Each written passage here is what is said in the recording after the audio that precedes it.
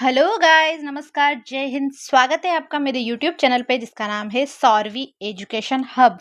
तो देखिए बच्चों, आज हम पढ़ रहे हैं क्लास 9 का चैप्टर 5 जिसका नाम है यूक्लिड की ज्यामिति। इस वाले जो चैप्टर है इसमें हमें एक ही एक्सरसाइज दी गई है 5.1। तो आज हम देखेंगे इसका पार्ट फर्स्ट। ये नई सेशन के अकॉर्डिंग, न्यू बुक के अकॉर्डिंग है, इसलिए आप लोग इसको सही मानना है, क्योंकि कई बच्चे मुझे कमेंट करते हैं कि ये चैप्टर ये वाला है, क्योंकि चैप्टर का नंबर बदल दिया है, कुछ एक्सरसाइज कम कर दी है बुक्स में। आप लोगों को करना है चैनल को सब्सक्राइब, बेल आइकन पे जरूर क्लिक करिए। चलिए मेरे साथ क्वेश्चन नंबर फर्स्ट की ओर। देखिए बच्चों, ये जो फर्स्ट क्वेश्चन है वो एक तरह से ट्रू फॉल्स वाला क्वेश्चन है। यानी हमें स्टेटमेंट दिया गया है, हमें पढ़ना है स्टेटमेंट को और बताना है कि ये सत्य है या असत्य, और इसका रीजन भी लिखना है भाई कि क्यों सत्य है और क्यों असत्य है। तो देखिए बच्चों, इसका जो फर्स्ट वाला पार्ट है वो है एक बिंदु से होकर केवल एक ही रेखा खींची जा सकती है। बिल्कुल नहीं, हमने 8th क्लास में भी पढ़ा है, जैसे एक बिंदु मैंने ये बनाया, ठीक है, बन गया बिंदु। अब बोल रहा है वो एक बिंदु से केवल एक ही रेखा, एक रेखा ये खींच दी, एक रेखा ये खींच दी, इसी बिंदु से ये एक रेखा ये खींच दी, एक रेखा ये खींच दी। तो बहुत सारी खींच सकती हूँ ऐसा तो मैं, एक रेखा ये खींच दी। तो कोई ऐसा थोड़ी है एक बिंदु से एक ही रेखा खींची जा रही है, नहीं खींची जा रही ना। तो हम इसका आंसर लिखेंगे असत्य है। ये लाइन क्या है?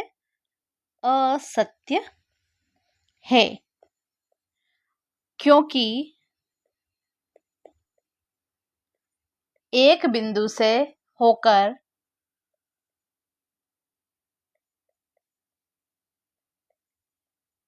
एक बिंदु से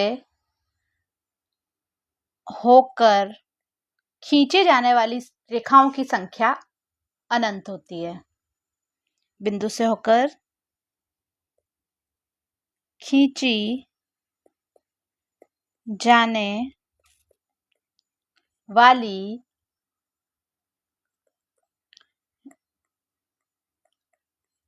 रेखाओं की संख्या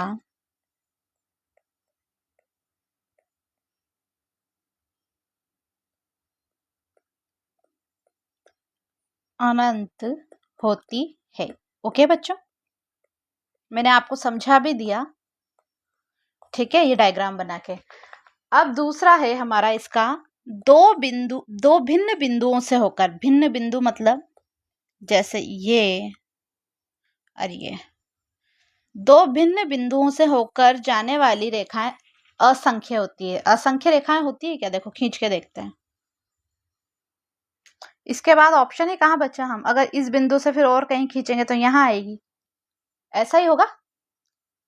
तो ये बात असंख्य होता है, नहीं होता है? नहीं होती है। तो इसको कैसे लिखेंगे? क्योंकि एक ही रेखा खींची जा सकती है, तो हम इसमें ऐसा लिखेंगे, असत्य है। क्योंकि देखो, मैं इस पे थोड़ा सा हाईलाइट कर देती हूँ।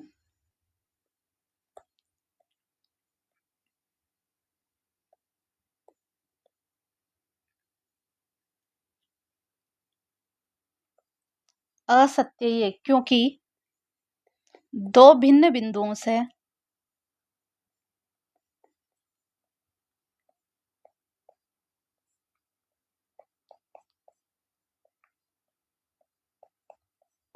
बिंदुओं से होकर केवल एक ही रेखा खींच पा रहे हैं, केवल एक अद्वितीय रेखा ही खींच सकते हैं। क्या है बच्चों? केवल एक अद्वितीय रेखा ही खींची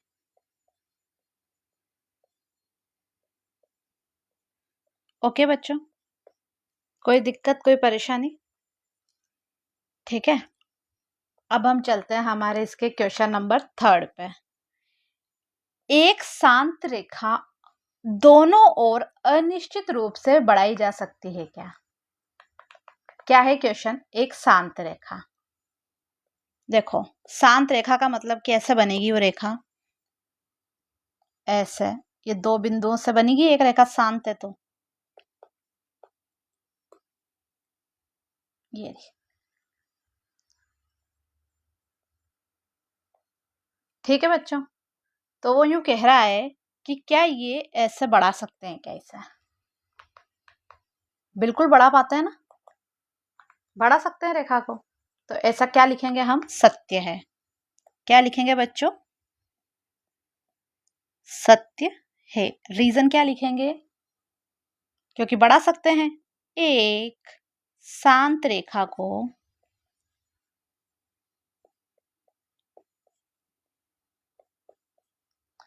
अनिश्चित रूप से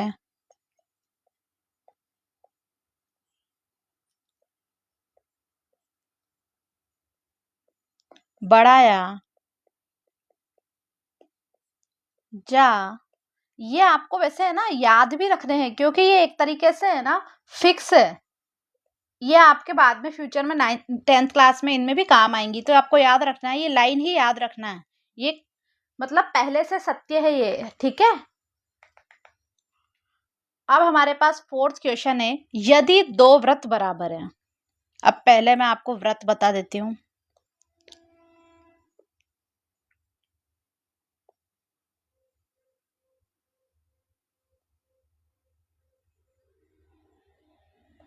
यदि जैसे ये दो वृत्त बराबर हैं, तो उनकी क्या त्रिज्याएं भी बराबर होगी। अब बच्चों देखो त्रिज्या क्या होती है, ये जैसे ये मिड पॉइंट है ना इसका, ये जो इसका केंद्र है, इससे ये बाहर वाली वृत्त की दूरी, ये है ना मिड केंद्र से बाहर वाली वृत्त की दूरी, मतलब इस वृत्त की दूरी, ठीक है। तो बिल्कुल सही है, क्योंकि दोनों वृत्त बराबर है तो त्रिज्याएं भी बराबर होगी। तो देखो इसका ऐसा आंसर लिखेंगे, इस पे भी हाईलाइट कर देते हैं सत्य पे।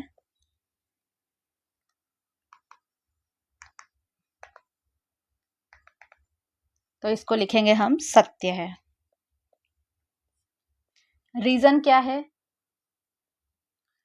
क्योंकि वृत्त आपस में बराबर है, बोला है उसने वृत्त आपस में बराबर है,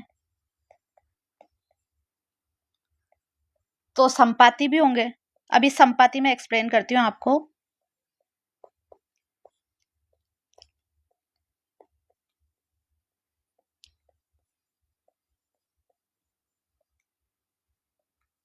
देखो संपाती का मतलब क्या होता है, इसके ऊपर अगर ये व्रत रखेंगे तो ये वाला व्रत छुप जाएगा, मतलब या तो एक दूसरे के ऊपर इनको रखेंगे तो दिखेगा थोड़ी पीछे वाला, वही संपाती होता है। संपाती भी होंगे। फिर आगे क्या लिखेंगे, संपाती होने के कारण व्रतों का माप बराबर है।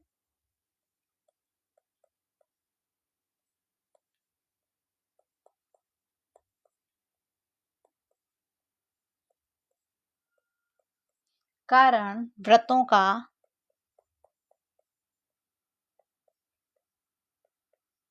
माप भी बराबर होंगे, ठीक है ना। संपाती मैंने बताया मतलब एक दूसरे के पीछे छुपने के बाद वो पीछे वाला दिखेगा नहीं। अतः इनकी इन व्रतों की त्रिज्याएं भी बराबर होगी।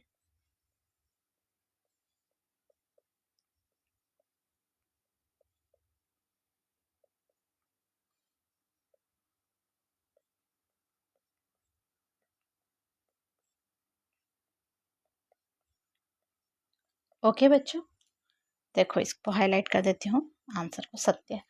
अब हम चलते हैं हमारे इसके क्वेश्चन नंबर 5 की ओर, ठीक है। क्वेश्चन नंबर जो 5 है वो क्या है, आकृति ये 5.9 हमें दी गई है। यदि ये a b is equal to p q और p q is equal to, sorry हाँ, p q is equal to x y, तो ये a b is equal to x y होगा क्या, बिल्कुल होगा, क्योंकि ये इसके बराबर है, ये इसके बराबर, इसका मतलब कहीं ना कहीं ये और ये भी तो आपस में क्या होंगे बच्चों, बराबर होंगे। मैं क्या कहना चाह रही हूँ एक बार आप लोग अच्छे से समझिए। देखो ये बोला है ए बी इस पी क्यू के बराबर है, पी क्यू एक्स वाई के बराबर है, यानी ये तीनों ही आपस में क्या है, बराबर है। तो इसको कैसे लिखेंगे, सत्य है, क्योंकि जो वस्तुएं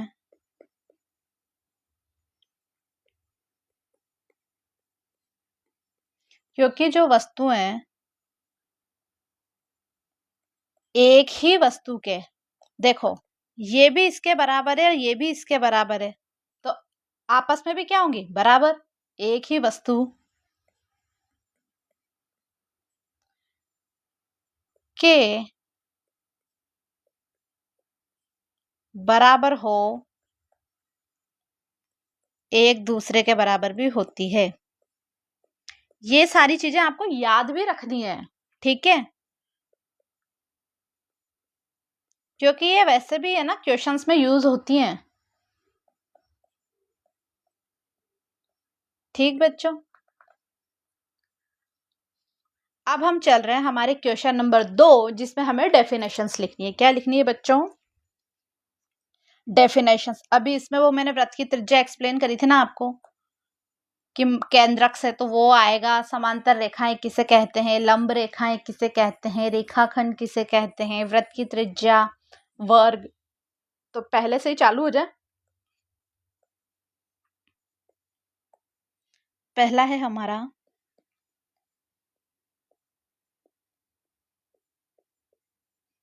समांतर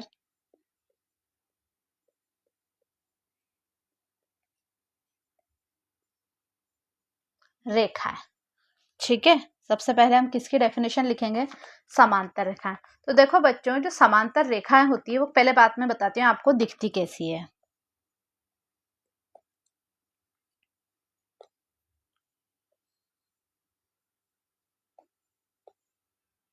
समांतर रेखाएं ऐसे दिखती है,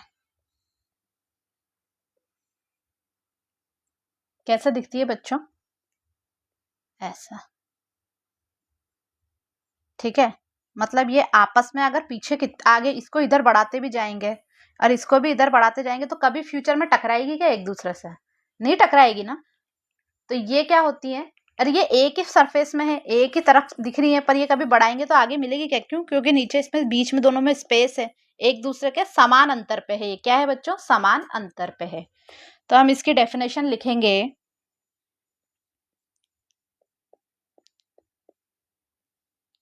समांतर रेखाएं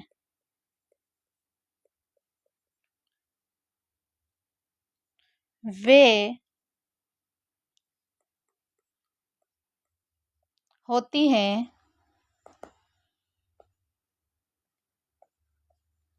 जो एक तल में होती है, एक तल में है ना ये,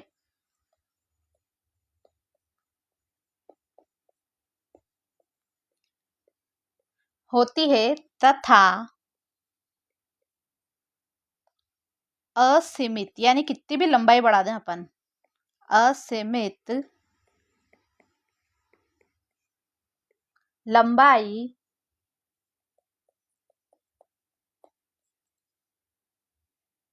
बढ़ाने पर भी कभी भी आपस में नहीं मिलती है। नहीं मिलेगी ना, मैंने बताया ना कितना ही बढ़ा दो। देखो जैसे दोबारा एक्सप्लेन कर देती हूँ, इसको इधर बढ़ाते जाओ, इसको भी इधर बढ़ाते जाओ, इसमें समान दूरी है, कभी वापस मिलेंगी ही नहीं या टकराएंगी नहीं आपस में। अब दूसरा है बच्चों हमारी लंब रेखाएं।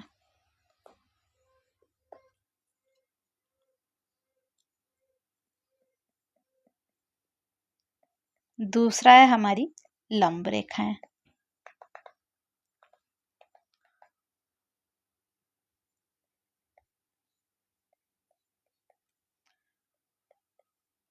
तो पहली बात ये बच्चों में बताती हूँ लंब रेखाएं दिखती कैसी हैं। लंब रेखाएं ऐसी होती है,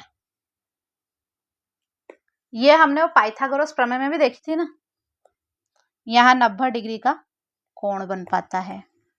ठीक है, ये बनती है हमारी लंब रेखा। ठीक है, यानी ये एक रेखा पर दूसरी रेखा लंबवत होती है, एक दूसरे पर क्या है, केवल 90 डिग्री पर ही प्रतिच्छेद करती है। कितने डिग्री पर बच्चों? 90 डिग्री पर।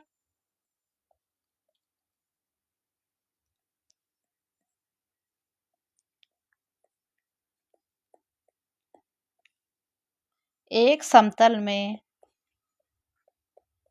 दो रेखाओं को लंबवत कहते हैं। क्या कहते हैं बच्चों? को लंबवत कहते हैं। जैसे एक समतल में क्या है, ये दो रेखाओं को ऐसा लंबवत बना दिया है। लंबवत कहते हैं यदि क्या, तब कब कहेंगे लंबवत? यदि वह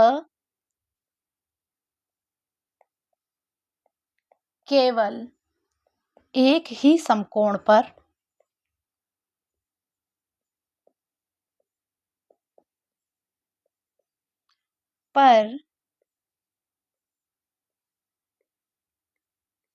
प्रतिच्छेद करती है। ओके बच्चों, एक ही समतल में लंबवत कब कहेंगे? जब वह केवल ये समकोण पर ही क्या कर रही है बच्चों? दो रेखाएं प्रतिच्छेद कर रही है। ओके, मैं डायग्राम इसलिए बना रही हूं ताकि आप लोगों को चीजें ज्यादा अच्छे से समझ में आए। अब है हमारा रेखाखंड। डेफिनेशन काय की लिखनी है बच्चों? रेखाखंड।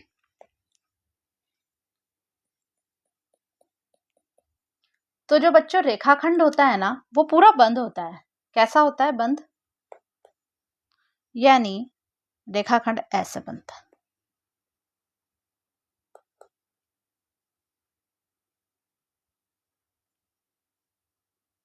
ये मतलब ये ऐसे बंद होगा तो रेखाखंड। मतलब अभी हमने पढ़ा था ना, वो आगे बढ़ा सकते हैं, पढ़ाया था ना मैंने इससे फर्स्ट वाले क्वेश्चन में। देखो, इसी को तो आगे बढ़ा के एक्सप्लेन किया था, कितना ही आगे बढ़ा सकते हैं ऐसे डॉट डॉट लगा के। तो ये है हमारी रेखाखंड की डेफिनेशन। कैसे लिखेंगे? आप रेखाखंड पहचान तो गए, जो बंद होता है ऐसे।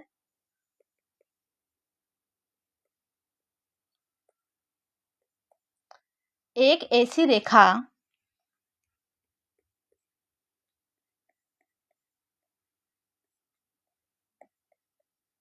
एक ऐसी रेखा जिसकी लंबाई सीमित हो। फिक्स है।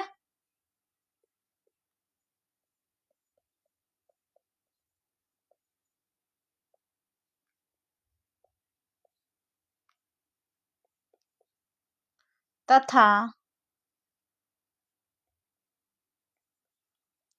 यदि चाहे तो उसे दोनों तरफ बढ़ाया भी जा सकता है, पढ़ा था हमने। यदि चाहे तो उसे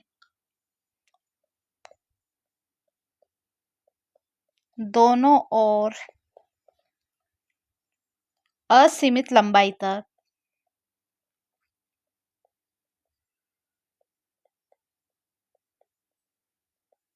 असीमित लंबाई तक बढ़ाया जा सकता है। क्या कहलाता है?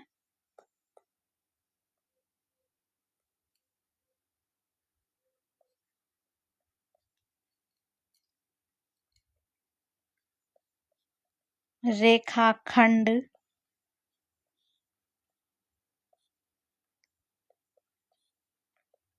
कहलाता है।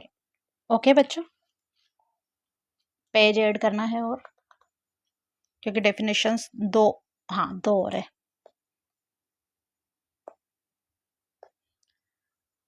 अब है हमारी किस चीज की डेफिनेशन है बच्चों? वृत्त की त्रिज्या। किसकी? है ना, वृत्त की त्रिज्या।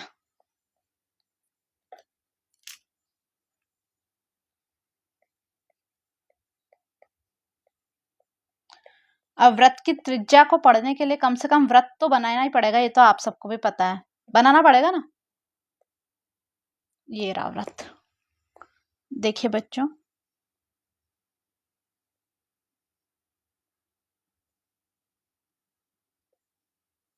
ये रहा हमारा वृत्त।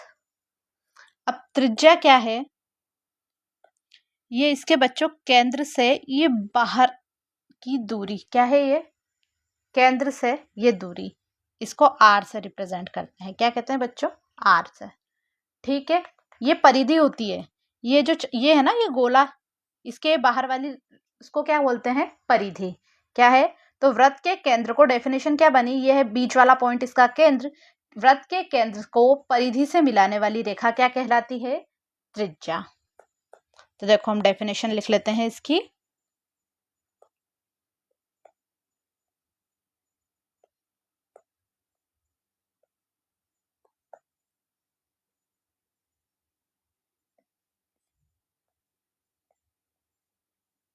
किसी भी वृत्त के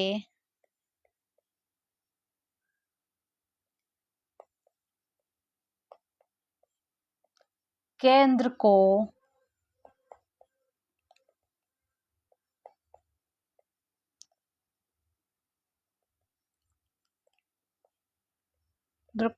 परिधि से, परिधि मैंने बताया ना आपको, बाहर वाली जो पूरा वृत्त बना होता है ना उसे परिधि बोलते हैं, मिलाने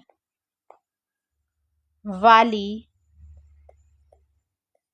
रेखा की लंबाई क्या कहलाती है,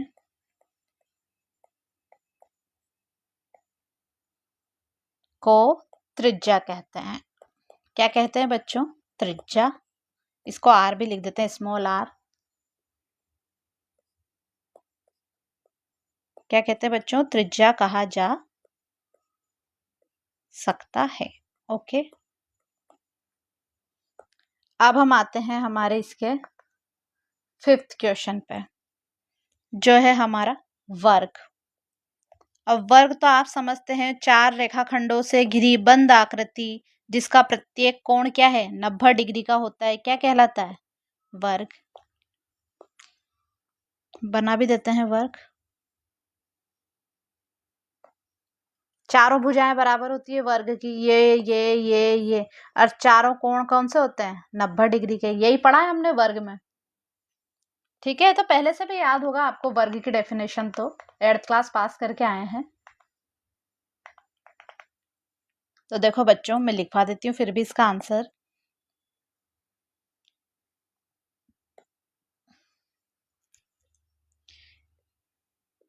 चार भुजाओं से बनी ऐसी आकृति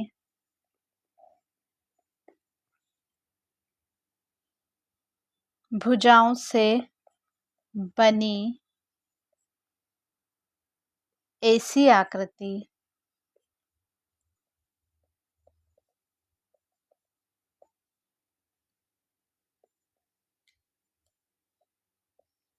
जिसमें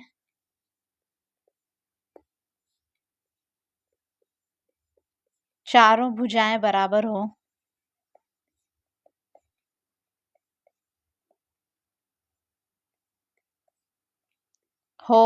और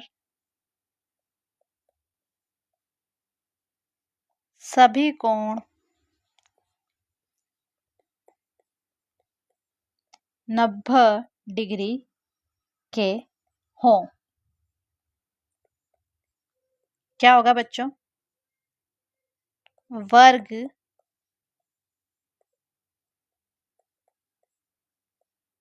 कहलाती है।